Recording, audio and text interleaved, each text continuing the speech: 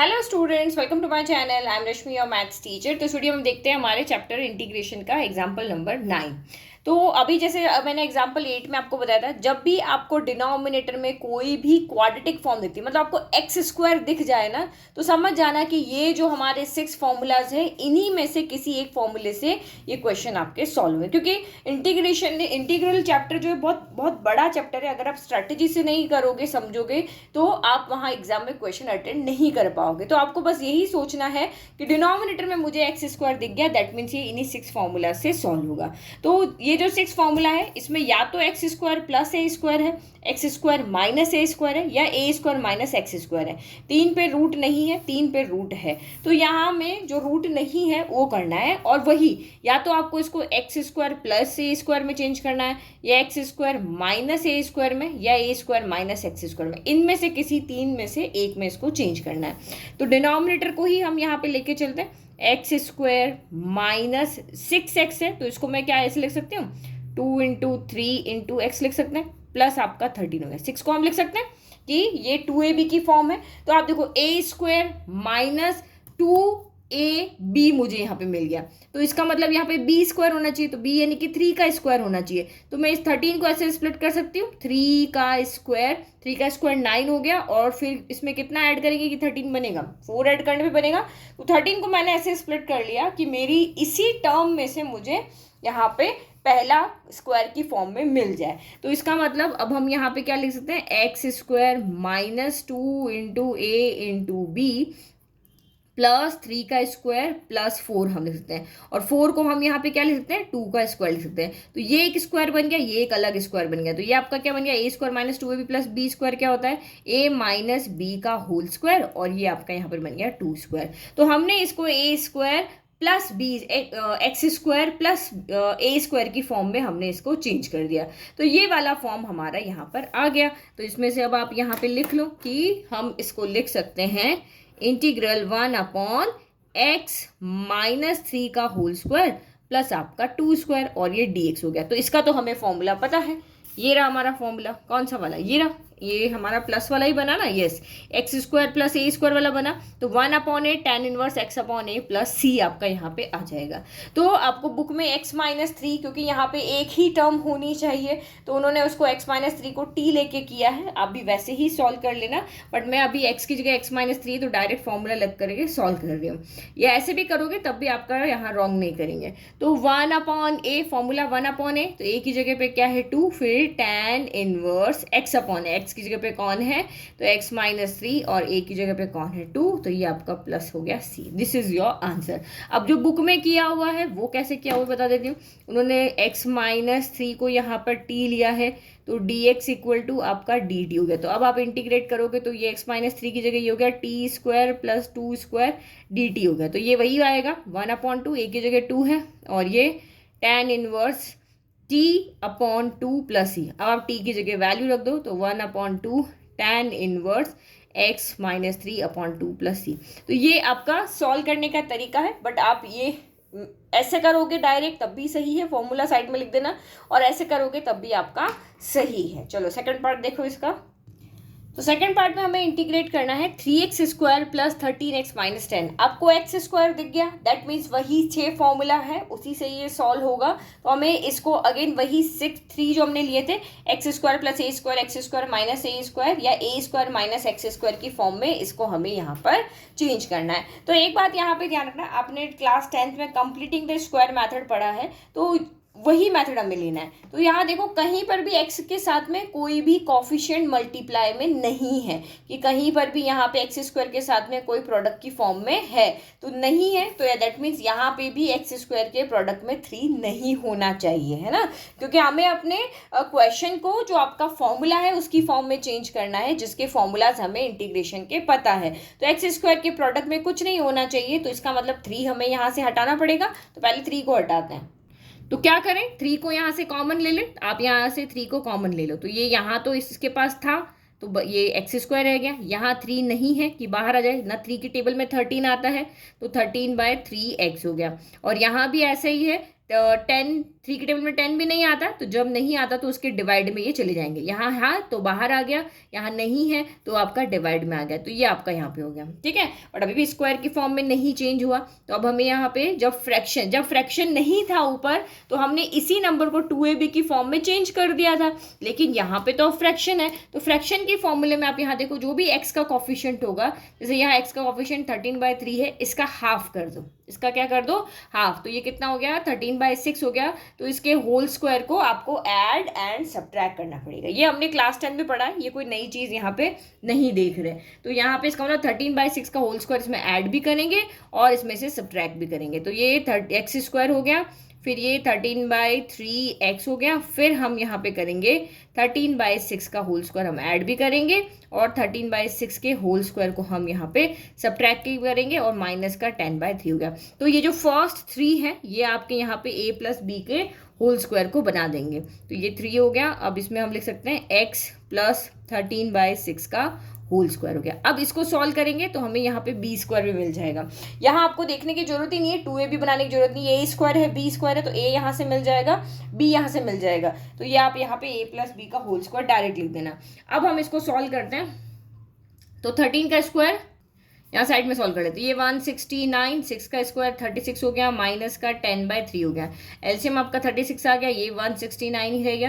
3 के टेबल में आपका 36 आता है 12 टाइम, तो 12 × 10 तो ये 120 हो गया।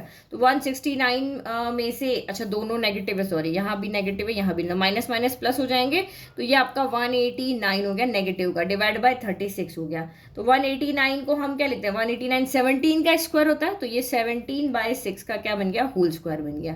और माइनस आगे का आगे है ये, तो ये -17/6 का होल स्क्वायर हो गया। माइनस को आप अंदर मत ले लेना, नेगेटिव तो हम इसको सॉल्व कर रहे हैं इसलिए आ रहा है, स्क्वायर इन्हीं का हो रहा है, नेगेटिव का स्क्वायर नहीं हो रहा है, नेगेटिव एज इट इज आपका साथ में चल रहा है। तो ये आपका क्या बन गया, x² - a² बन गया। तो रूट हमारे पास है नहीं, तो x² - a² का फॉर्मूला कौन सा होता है, तो ये वाला फॉर्मूला हमारे पास में होता है 1/2a। नीचे नेगेटिव है तो ऊपर भी नेगेटिव रहेगा, log x - a upon x + a। तो रख दे वैल्यू, a की जगह पे हमारा 17/6 है। अब ये हमने लिख दिया x² - a² की फॉर्म में। अब आप चाहो तो जैसे हमने ऊपर x + 13 यहाँ पे t लिया था, तो वही dx = dt करके आप इसको सॉल्व कर सकते हो, नहीं तो मैं आपको डायरेक्ट सॉल्व करके बता देती हूँ, आप डायरेक्ट कर सकते हो।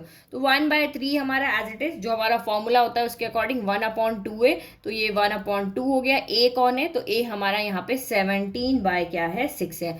फिर log x modulus of x - a, तो x की जगह x + 13/6 है, माइनस आपका 17/6 हो गया, और नीचे x + a यानी x + 13/6 प्लस आपका 17/6 हो गया। बस अब हमें कुछ नहीं करना, इसको सॉल्व करना।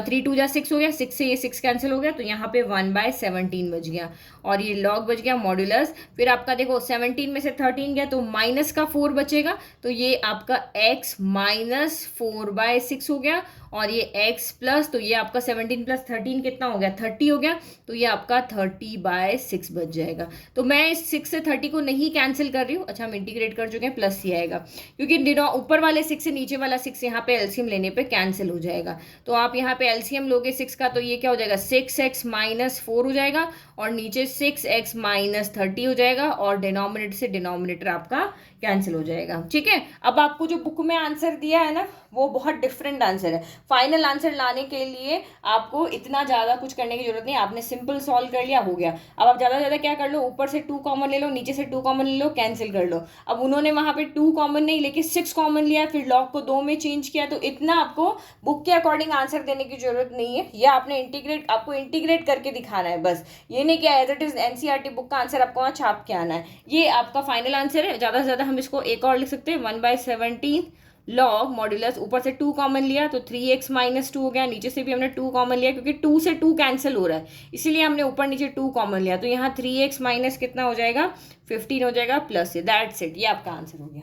ठीक है, अब आप मेरे को कमेंट मत करना कि मैम आपका आंसर बुक से नहीं मिल रहा है, तो वो इसलिए नहीं मिल रहा क्योंकि मैं आप फालतू के आंसर को कॉम्प्लिकेट नहीं बनाना चाह रही हूँ। ये आंसर में भी आपको फुल मार्क्स मिलेंगे। ओके, नेक्स्ट क्वेश्चन देखो अब। Now third question, integrate 1/√of 5x² - 2x। तो डिनोमिनेटर है, डिनोमिनेटर में हमें x² दिख गया, दैट मीन्स ये उसी 6 फॉर्मूले में से किसी एक से सॉल्व होना है। तो ये x² - a², x square plus a square या a square minus x square की फॉर्म में नहीं है। तो सबसे पहले हम इसी को लेकर के चलते हैं। तो 5x स्क्वायर माइनस 2x, तो फर्स्ट थिंग आपको पता है कि फॉर्मूले के अकॉर्डिंग एक्स स्क्वायर के प्रोडक्ट में सिर्फ 1 होना चाहिए और कुछ भी नहीं होना चाहिए, एक्स स्क्वायर अकेला होना चाहिए। तो यहाँ 5 हमारे पास एक्स्ट्रा है, तो हम यहाँ 5 को कॉमन ले लेते हैं। तो एक्स स्क्वायर के पास 5 है, तो एक्स स्क्वायर रहेगा और यहाँ पे डिवाइड में आ जाएगा। ठीक है, अब आपको पता है एक्स के प्रोडक्ट में जो भी नंबर है उसका आप यहाँ पे 1/2 से मल्टीप्लाई कर लो, तो ये क्या हो गया 2/10 हो गया। अब इसके स्क्वायर को ऐड एंड आप यहाँ पे सब्ट्रैक्ट कर लो, तो ये आपका यहाँ पे कितना हो गया 5 हो गया। फिर ये आपका x square minus 2/5x plus का 2/10 का होल स्क्वायर। पहले प्लस करना है, बाद में माइनस करना है, क्योंकि फॉर्मूला जो हमारा a प्लस बी का होल स्क्वायर लगाओ या a माइनस बी का होल स्क्वायर लगाओ, a स्क्वायर और b स्क्वायर की टर्म हमेशा पॉजिटिव साइन के साथ रहती है। और अब कुछ है ही नहीं हमारा, आगे आगे कोई कांस्टेंट नंबर है ही नहीं, तो ये तीनों मिलके आपके क्या बना देंगे x, यहाँ साइन क्या है नेगेटिव, तो नेगेटिव आएगा। और ये 2/10 यानी a स्क्वायर से x उठा लिया, b स्क्वायर से 2/10 उठा लिया, होल स्क्वायर हो गया। और ये माइनस का 2/10 का होल स्क्वायर हो गया, यानी कि a square minus b square की फॉर्म में ये आपका चेंज हो गया। अब हम यहाँ पे क्या करते हैं, अब हमें इसका फॉर्मूला पता है, तो बस यहाँ लिख लो 1/5 को हम आगे ले लेते हैं, ये वाला 5 हमारा आगे आ गया। और ये क्या बन गया x माइनस 2/10 का होल स्क्वायर माइनस 2/10 का होल स्क्वायर। तो ये x square minus in root of x square minus a square का फॉर्मूला कौन सा होता है, तो ये वाला log in modulus x plus in root of x square minus a, यानी जो टर्म यहाँ है वो एज इट इज यहाँ पे आ जाती है। ये आप यहाँ रखना है, जो टर्म आपकी रूट के अंदर है वो यहाँ आ जाएगी, लॉग लगाना है और मॉड्यूलस लगाना है और एक्स प्लस करना है। तो ठीक है, हम कर लेते हैं यहाँ पे। तो ये आपका क्या हो गया 1/5 हमारे पास एज इट इज है। अच्छा सॉरी, यहाँ पे रूट था ना, तो ये आपका जब आप यहाँ लिखोगे तो ये √5 हो जाएगा, क्योंकि हम तो अंदर की टर्म लेके चले तो 5 आया, बट ये रूट के अंदर है तो √5 हमने बाहर कर दिया। ठीक है, तो ये √5 हो जाएगा। फिर आपका यहाँ पे क्या रहेगा log in modulus x, x की जगह पे कौन है x माइनस 2 आपका कितना है 10 है। ठीक है, और फिर आपको पता है यहाँ पे क्या साइन आ रहा था आपका प्लस का, तो ये आपका प्लस हो गया। जो रूट के अंदर है वो एज इट इज लिख लो। तो इसमें आपका यहाँ पे रूट के अंदर हम लिख लेते हैं, यहाँ पे हमें x square minus a square लिखना है। तो ये लिखने के बजाय देखो ये आया कहाँ से, वो आप डायरेक्ट लिख लो। ये आया था ऊपर, चलो ये आया था यहाँ, चलो तो ये टर्म हमारी आई थी, यानी x square minus a square की जगह हम लिख लेंगे ये। तो यही आपकी बुक में भी आपको दिया हुआ है ना। तो ये आपको एज इट इज लिखना है, ये नहीं कि पहले आप ये लिखो फिर सॉल्व करो फिर ये लेके, आप डायरेक्ट यहाँ पे लिख सकते हो, क्योंकि एग्जामिनर को देखना है कि आपको इंटीग्रेशन आता है कि नहीं, उसको ये नहीं देखना है कि आपको नंबर्स को सॉल्व करना आता है या नहीं आता। तो ये आपने डायरेक्ट हमने यहाँ से ये कॉपी कर लिया, ये नहीं लिख रहे, क्योंकि ये लिखोगे फिर बार 5 आएगा, सीधा सिर्फ यही लिखना है। 5 तो हमने कॉमन लिया था ना, तो ये आपका एक्स स्क्वायर, क्योंकि देखो इसको छोड़ो तो ये x square minus a square है, इसको छोड़ो x square minus a square है, तो इसको छोड़ना पड़ेगा ना। तो ये हमने लिख दिया। अब हम बस यहाँ पे क्या कर लेते हैं, इसको सॉल्व कर लेते हैं, ये वाली टर्म को हम सॉल्व कर लेते हैं। तो ये 1/√5 हो गया और 2 के टेबल में 1 आ गया और ये 5 टाइम आ गया। तो ये भी आपको इतना सॉल्व करने की ज़रूरत नहीं है कि आपको बुक से आंसर मिलाना है, बस आप अपने अकॉर्डिंग कुछ भी आंसर जो सॉल्व करके आप लिख सकते हो वो यहाँ पर लिख देना। ठीक है, तो ये हमारा कोई एग्जाम्पल नंबर 9 हो गया एंड आई होप आपको बहुत अच्छे से समझ में भी आया। Thank you.